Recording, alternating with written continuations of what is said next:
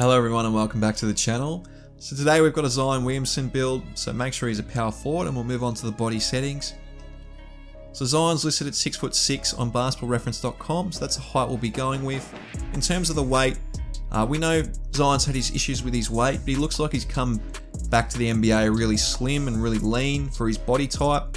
So we're just going to push the weight to 245. In terms of the wingspan, we are going to push that to 7'2". You can go as high as 7'3", which is the max, but I've just dropped it to 7'2" just for the attribute layout. And in body shape, we're going to go burly because, of course, he's a real monster of a man. So that's the body settings. We'll move on to the attributes.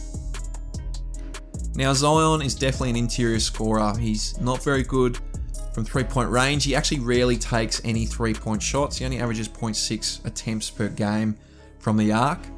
So a lot of his shots are coming from literally in the paint at the basket. If you look at his shot chart, they're all around the rim, within three feet sort of thing. So finishing is going to be the main method of scoring, the only really method of scoring. So what we're going to do is we're going to push close shot to 85. Now he does shoot 60% from the field for his career. So this could probably be higher, and that's something you can upgrade if you wanted to. But felt like 85 is good because you get the gold, fast twitch, and also, you know, you got things like Hall of Fame Giant Slayer in Tier 1, which is great as well. So 85 close shot. In terms of the driving layup, we're going to push that to 88 to get those long athlete layups. I think they're the best layup package in the game, and that's probably representative of the fact that they're the most expensive in terms of attributes that you have to put in. You have to have an 88 driving layup to get those. You also get, you know, the 12 badge points there. Now for driving dunk, we are going to push that to 93. Of course, to get the elite contact dunks and then also the gold posterizer. You'll also be able to get the Zion Williamson dunk package as well, which is fantastic. In terms of standing dunk, we are going to push that to 85. Now, you are only 6'6", so you won't get the big man contact dunks, but at 85, you do get the under the basket, uber athletic one-handed dunks and two-handed dunks, because the one-handed dunks require an 85 standing dunk. So you'll be able to unlock all the standing dunk packages, which I think is appropriate for a Zion build because he is so athletic. We do want those. In terms of post control, we are going to push that to 87 because you are a dominant interior player. I'm not sure if he's that good of a post player, but he's definitely strong and can take little power forwards down there and really abuse them.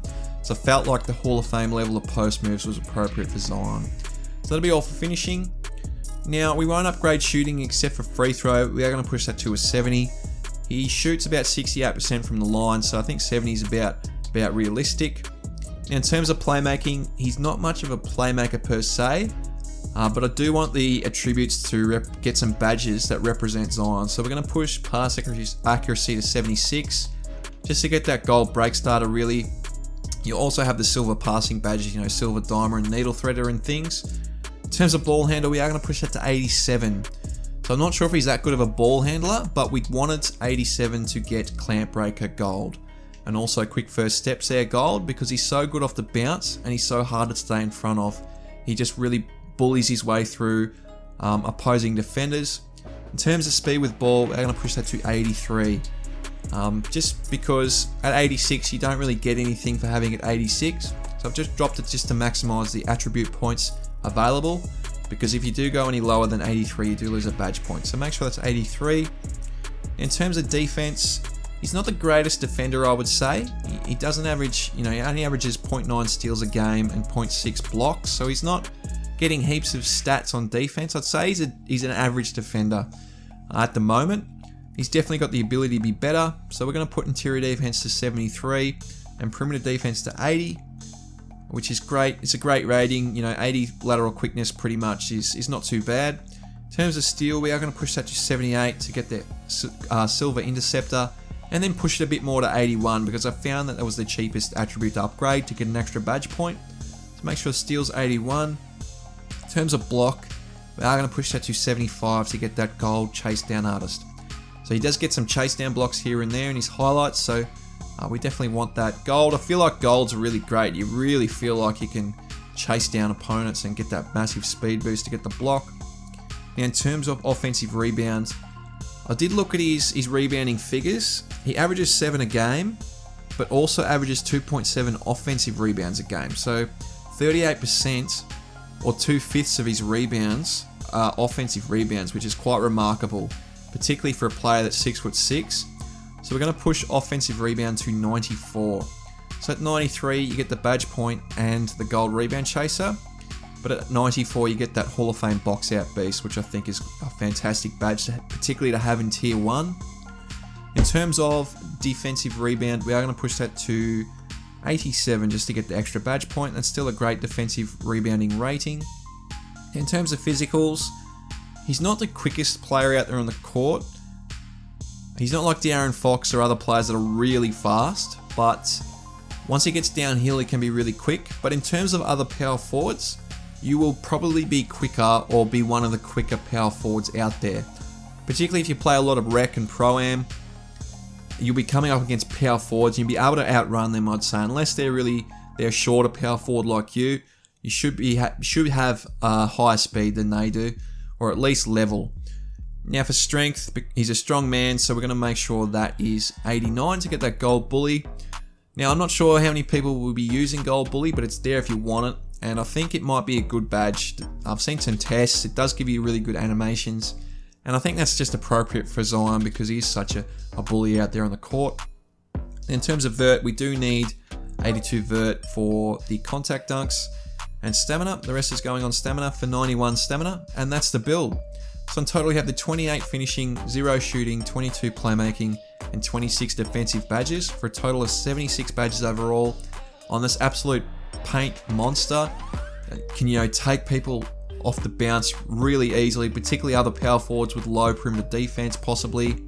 It's got great offensive rebound. You'd practically be living in the paint with this build. It's got Hall of Fame post moves, elite contact dunks, all the standing dunk packages, gold posterizer, the best layout package in the game. It's a fantastic interior build. But we'll take a look at the takeovers. Now, I just chose finishing moves for Zion just because he's so good at finishing in traffic, and easy blow-bys because he's so hard to stay in front of.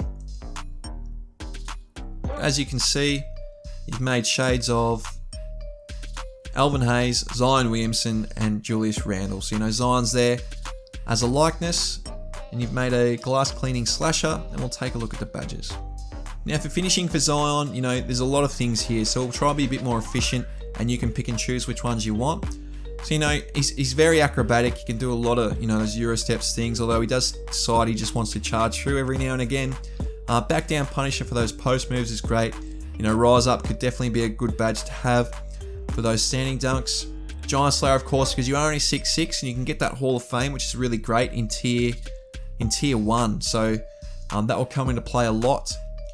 Aerial Wizard, of course, because he does catch a lot of lobs.